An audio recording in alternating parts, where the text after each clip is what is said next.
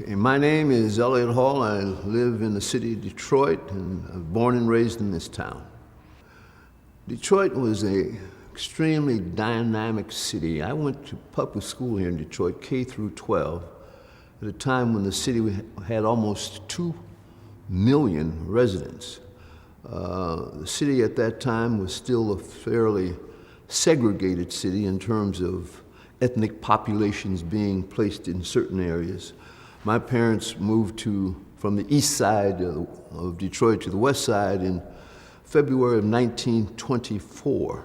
In fact, I have an older sister, 92 years old, and a brother, 94, who still live in the house where my parents moved in 1924. So they've been in the house for 92 years. So they've watched the city go from a very dynamic place to a city in decline, but on the rebuild as we speak. So it's a city that's gone through some magnificent and tragic changes. Well, despite the fact that the times were much different than today, there was much segregation in terms of housing and schools in the city, it never prevented the neighborhood where I was raised for African American children to believe in accomplishments. John Conyers was raised in that neighborhood. Eddie Tolan, who won the 100 meters in the 1932 Olympics, lived in the neighborhood. Freddie Yates, who became a state senator. So there was no problem with looking, to accomplishing a lot of your life, despite the fact that in many instances there was segregation in the city.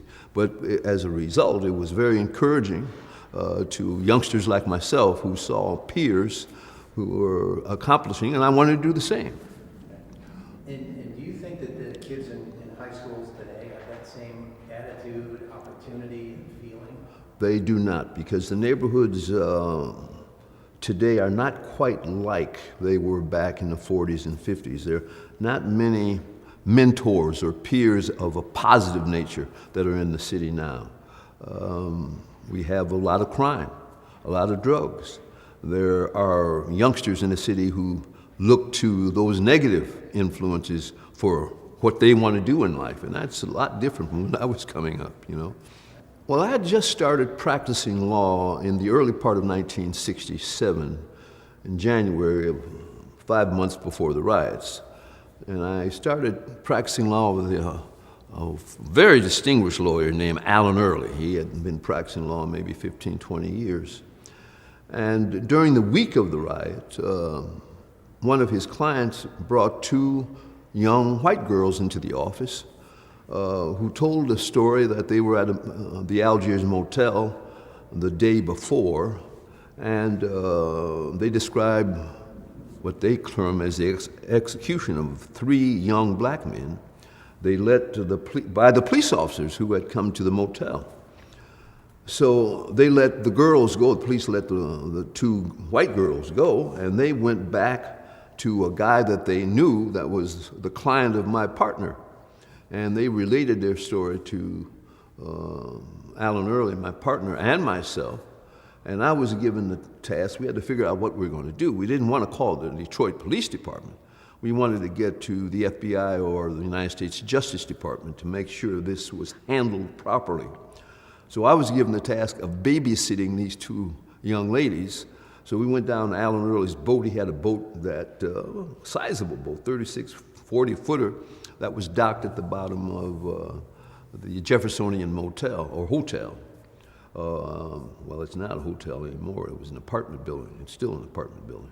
So I babysat these young ladies until we got to the Justice Department, and John Conyers, by the way. John Conyers was a congressman at the time, and he was helpful in facilitating our connection with the Justice Department and trying to figure out what to do with these 2 girls. And we finally got to the FBI, and we were able to at least get them to the custody of the FBI during that period of time. So that was one of the very bad instances that occurred during that week of the riots back in 1967.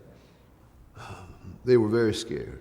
In fact, they appeared to me to be in their late teens, maybe 18, 19 at the time. Both of them had run away from home, as I recall. And that's how they hooked up with this client of my partner, Alan Early, because the client was someone who did not have the best reputation in the city of Detroit. But at least he knew that these young ladies had a story to tell, and they had to get to some sort of law enforcement agency to describe what they observed at the Algiers Motel during that very horrific period of time when these 3 young black men were executed. We knew we had to do something quickly, but we also knew we could not contact the Detroit Police Department, because what they would do, as we feared at that time, is they'd whitewash the situation.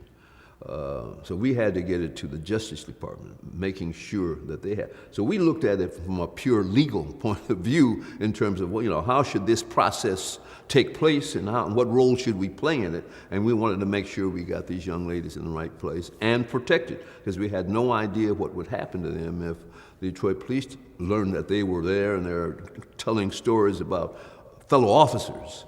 So we had to deal with that situation. So was that a little scary for you? Well, not really. I guess I was too young and crazy to be scared at that time. But, you know, I just started practicing law. Plus, I was with this older lawyer who had no fear in terms of, okay, this is what we have to do. Let's call John Conyers. Let's get the Justice Department involved. And, you know, but that was a tough week, I have to tell you. The entire week was a tough week because everybody except lawyers and a few others were under a curfew. But we had to pass, as lawyers, we had to pass to get through the line, so I could be out all night if I wanted to, because court was open 24 hours a day, 7 days a week during that period, to process the 8,000 to 10,000 people that were arrested during the course of this riot. And the decision was made, anyone arrested, they were not released. They incarcerated. They wanted to get as many wrongdoers off the street during this period as possible so they couldn't exacerbate the riot. They wanted all folks who were involved in criminal activity incarcerated. So they had to look for various locations to keep all of these prisoners.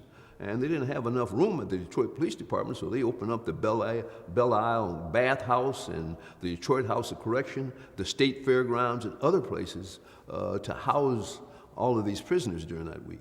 What we had all hands on deck. Of course, we had the United States Army here and the paratroopers from North Carolina, from that famous 82nd Airborne, and they were here in town.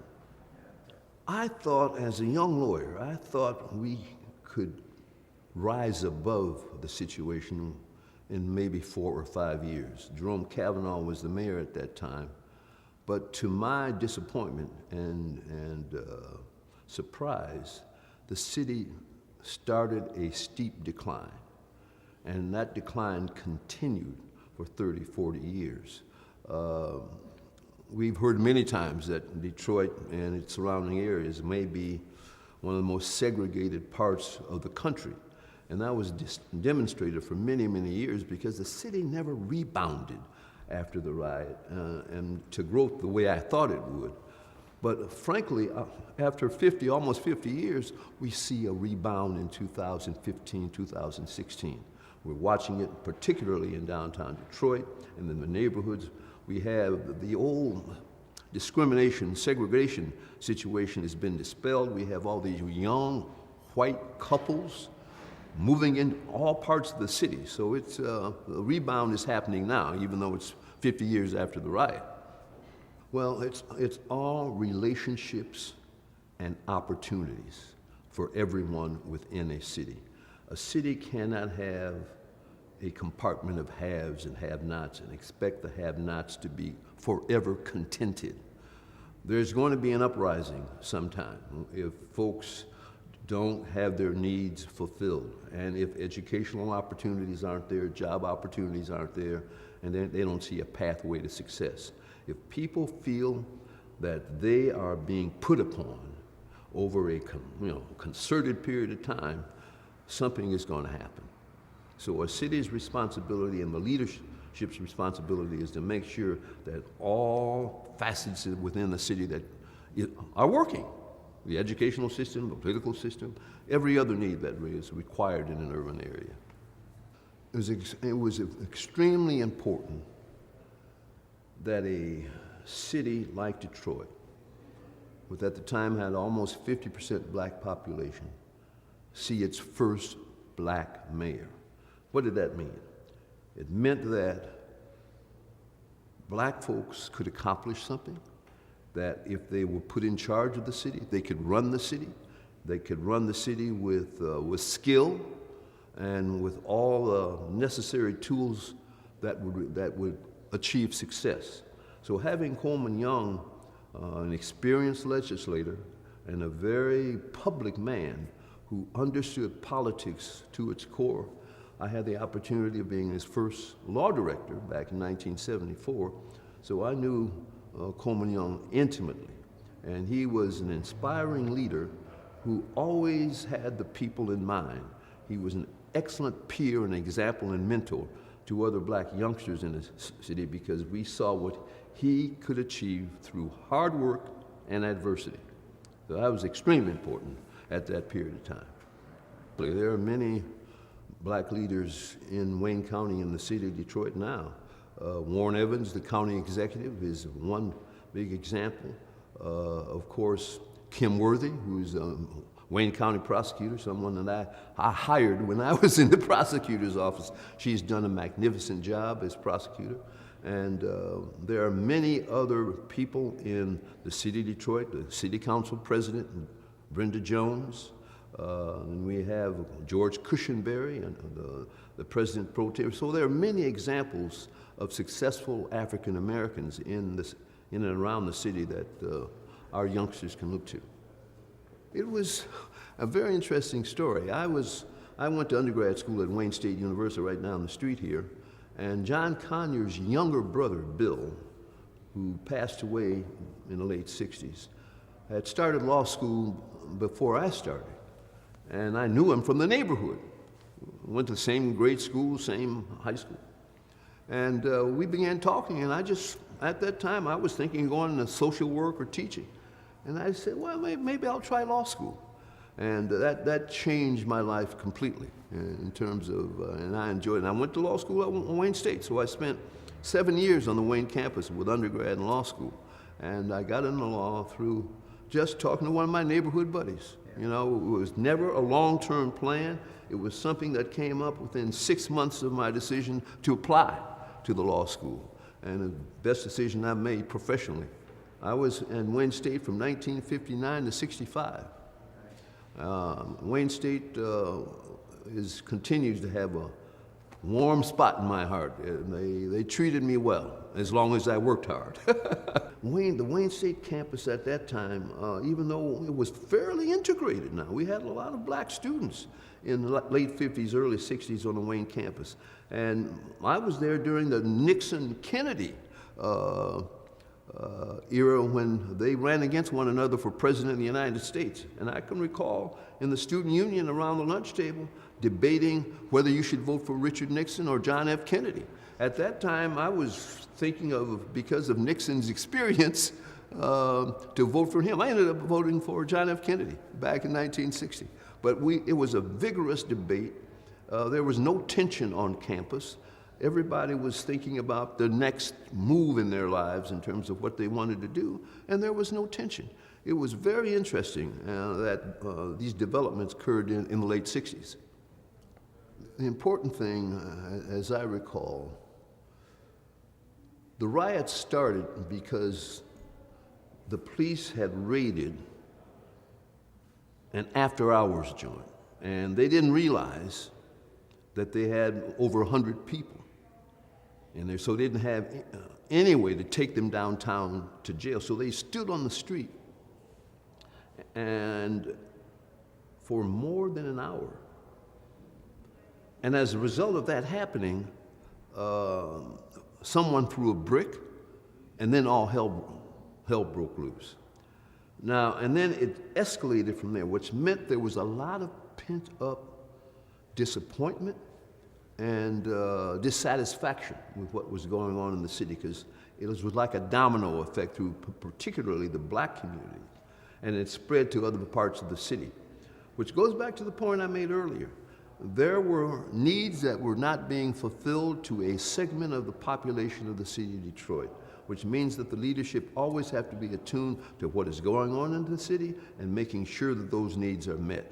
So if there's any message to be sent, you've got to deal with the needs of everyone that's disadvantaged or deprived, particularly in a tight urban area where tensions can be very high. I never thought it was a race riot. I thought at the time it started off, because of an unlawful place being raided, and folks just used that as an opportunity to take things, a lot of break-ins. In fact, most of the crimes that were charged during that week was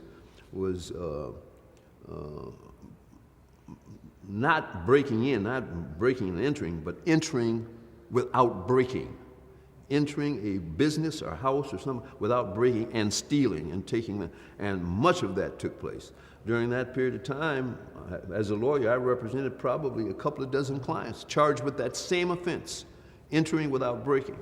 And folks were stealing everything. They were stealing pianos from Grinnell's, rolling pianos down the street on Livernois.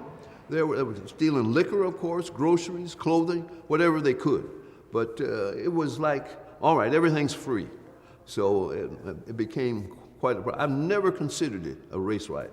What I did consider that the fact that there were disaffected people in the city who saw this as an opportunity to be unlawful.